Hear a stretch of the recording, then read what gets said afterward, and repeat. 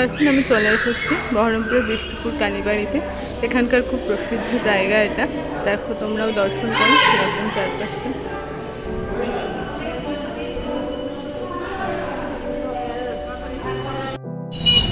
আজ আমি চলে এসেছি তোমাদেরকে বিষ্ণুপুর কালীবাড়ি দেখাতে। চলো তোমাদেরকে গেটটা দেখাচ্ছি। এটা মন্দিরের গেট।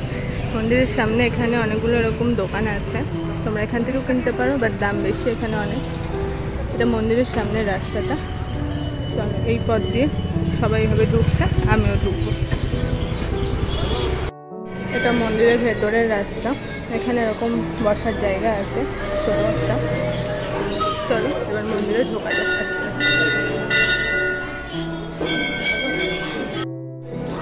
আমি মন্দিরের ভেতরে ঢুকে পড়েছি। চলো মন্দিরের ভেতরে একদম একটা কর্নার থেকে শুরু করলাম দেখানো। এবার এটার ভেতরে হচ্ছে মন্দিরের আসল চারটা। এবার এটার পাশে আরও শিব ঠাকুর এবং অন্য নানা মন্দির আছে। আর এটা হচ্ছে সেই গেটটা, যে গেটটার মধ্যে দিয়ে আমি ঢুকলাম। চলো এবার তোমাদের মন্দিরে আসল মন্দিরটা দেখাই কীরকম। এটা মন্দিরের একটা কর্নার থেকে দেখাচ্ছি। তো এরকম এদিকে হচ্ছে একটা শিব ঠাকুরের মন্দির আছে, তারপর এদিক দিয়ে আবার সেই রাস্তা থেকে এখানে হচ্ছে আসল লাইন। এখানে সবাই এখানেও একটা ঠাকুর আছে। মন্দিরের চাতাল এটা। চলো এবার এখানে হচ্ছে লাইন পড়ে।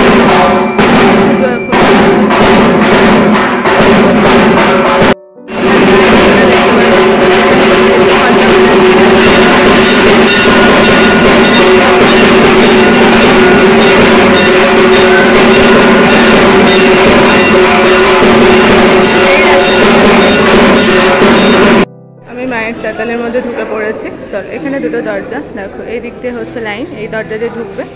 এখানে হচ্ছে দেখো মাকে দেখতে পাচ্ছ খুব ভালো মতো। মাকে দর্শন করো তোমরা এবং মনস্কামনা বলো। আর অঞ্জলি দেওয়া হয়ে গেলে ওই দিকে আরেকটা গেট আছে, যেদিক দিয়ে বেরিয়ে যেতে হবে। মাকে তোমরা সবাই দর্শন করে নাও, যতটা পারছি আমি দেখানোর চেষ্টা করছি। বাকিটা তোমরা এখানে এসে দেখো। খুব জাগ্রত মা।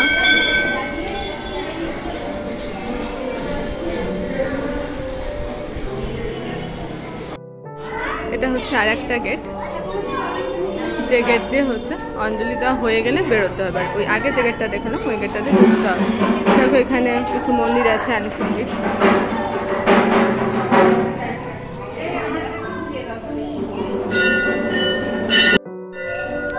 অন্যান্য নানা মন্দির। এখানে শিব ঠাকুরের একটা মন্দির আছে, চলো তোমাদেরকে ঢুকে দিয়ে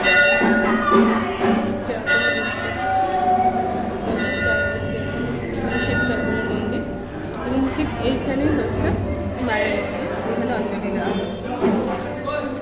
এখান থেকে তোমাদের চারপাশটা মন্দিরে দেখিয়ে দিচ্ছি। খুব ভালো এই মন্দির, খুব জাগ্রত মা, তোমরা অবশ্যই আসবে। এখানে ধূপকাঠি দেওয়ার জায়গা। এখানে মাকে ধূপকাঠি রেখে সবাই এখানে মনস্কামনা বলে এখানে ধূপকাঠি দেয়। ঠিক এই সেইটা দিয়ে উঠেও হচ্ছে মাকে দর্শন করার জায়গা, চাতালে পৌঁছানো যায়। এই সেই গেটটা, যে গেটটাতে আমি ঢুকেছিলাম, আবার তোমাদেরকে দেখিয়ে দিচ্ছি কীভাবে ঢোকার পর এবং তারপর কীভাবে এরকম লাইন পড়ে গেছে। চলো এবার আমি বেরিয়ে যাচ্ছি। চলো এই রাস্তাটা দিয়ে আমি ঢুকেছিলাম, এটা দিয়েই বেরোবো, একটাই রাস্তা। দেখতে পাচ্ছি তোমাদেরকে শুরুতে আমি রাস্তাটা দেখিয়েছিলাম, আবার সেই রাস্তাটা দিয়ে চলে যাবো। তোমরা ঢাকের আওয়াজ শুনতে পাচ্ছ। আমার ঢুকে যাওয়া হয়ে গেছে, আমি আগেই শুনলাম। সিঁড়িটা একদমই দেবে গেছে, তো ডুবে গেছে। তো যাই হোক আমি এখন একটু মন্দিরে বসে আছি। এবার তারপরে বেরোবো বাড়ির জন্য। রাস্তা এবার ঠিক অপোজিট সাইডের রাস্তাটা থেকে আমি দেখাচ্ছি। খুব সুন্দর একটা ছায়ায় ঘেরা রাস্তা। তো মন্দিরের গেটটা সবাই দেখতে পাচ্ছ, যে গেট দিয়ে আমি একটু আগেই ঢুকেছিলাম। তো দেখো মন্দির, আর মন্দিরের পাশে এরকম দোকান। আর ঠিক অপোজিটের এই রাস্তাটা দিয়ে আমি গিয়েছিলাম। খুব সুন্দর রাস্তাটা। আর এখানে দেখতে পাচ্ছ এরকম গৌতম বুদ্ধদেবের ছবি। তারপর ওইদিকে একটা শিব ঠাকুরের মূর্তিও আছে, আমি দেখাচ্ছি একটু বাদে তোমাদের। আর এখানে গাড়ি পার্কিংয়ের জায়গা আছে। মন্দিরের ঠিক পাশে একটা ওখানে খুব সুন্দর রাস্তাটার ওপারে একটা ঝিল টাইপের আছে, এখানে অনেকটা গাড়ি পার্কিংয়ের রাস্তা আছে। আমি একটু বাদে তোমাদের ঝিলটা কাছ থেকে দেখাবো। আর এই দেখো মন্দিরটা দেখতে পাচ্ছ, আশা করি চিনতে পারছো। এখন মন্দিরের চূড়াটা দেখা যাচ্ছে সোনালি রঙের। তো চলো তোমাদেরকে আমি একটু বাদে ঝিলটাও দেখাচ্ছি। মন্দিরের ঠিক অপোজিট দিকে এখানে কিছু এরকম খাবারের দোকান আছে, আর ঠিক এই রাস্তাটার পাশেই হচ্ছে সেই ঝিলটা। একটা ডালপুরির দোকানে চলে এসেছি, ডালপুরি খাবো বলে চলে এসেছে। এবার আমি খাওয়া স্টার্ট করবো। এসেছে ডালপুরি, খুব গরম, তাই আমি এটা চেয়ারে রেখেছি, যাই একটু বাদে আমি খাবো।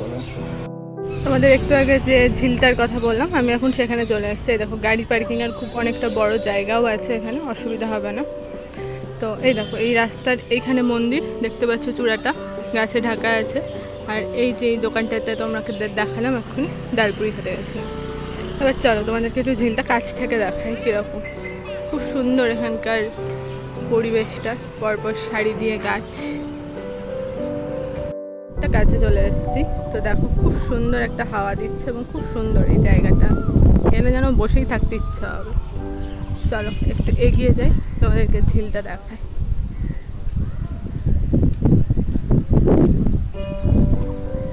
ঝিলটার অনেকটাই কাছে, চলো ঝিলের একদম পাড় থেকে এবার তোমাদেরকে দেখাবো।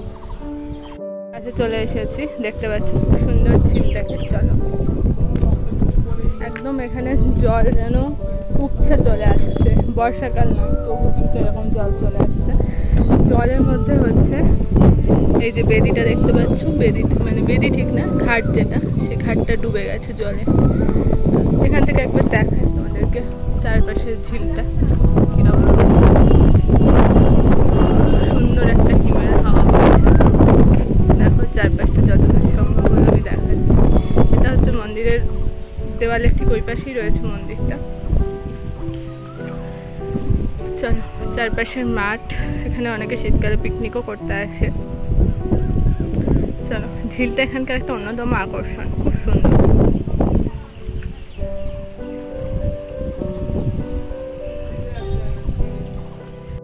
চাষ হয় তো ঝিলে যখন জল কমে যায় এরকম জল দিয়ে দেয়, তো জল এখানে দিয়েছে এই মুহূর্তে, সেজন্য হচ্ছে জলটা একটু বেশি আছে। বর্ষাকালেও বেশি থাকে, তো অন্য টাইমে এর থেকে কম জল হয়তো থাকবে। থেকে দেখতে পাচ্ছ একটা মন্দিরের চূড়া দেখা যাচ্ছে, খুব ছোট লাগছে দিক থেকে, আমি জাস্ট জুম করে দেখালাম। দেখো আমি এবার এই ঝিল থেকে অনেকটা ওপরে উঠে এসেছি, তো এবার আমি ঝিলের যে রাস্তা দিয়ে এলাম আবার সেই রাস্তা দিয়ে উঠে যাব। দেখো ঝিলের আমি একটা অংশ, ঝিলটা থেকে এই রাস্তাটা দিয়ে আমি বেরিয়ে এলাম। তো এই ধারটা থেকে দেখাচ্ছি তোমাদের ঝিলটা। দেখো একটা বিশাল বড় মাঠ, এখানে খুব সুন্দর হাওয়াও দিচ্ছে, গাছের সারি এরকম পরপর। আর ঠিক এই দিকটা দিয়ে বেরিয়েই ডান দিকে হচ্ছে মন্দির। আমি এই রাস্তাটা দিয়ে উঠে এলাম। এবার তারপরে এরকম মন্দিরের চূড়া, মন্দিরের রাস্তা, যেটা তোমাদের প্রথমে দেখিয়েছিলাম। এটা ঠিক দরজায় দাঁড়িয়ে করছে। দেখো এখানে একটা শিব মূর্তি আছে ঠিক রাস্তার অপোজিট সাইডে। আর এই দেখো মন্দিরটা তোমাদেরকে প্রথমেই দেখিয়েছি।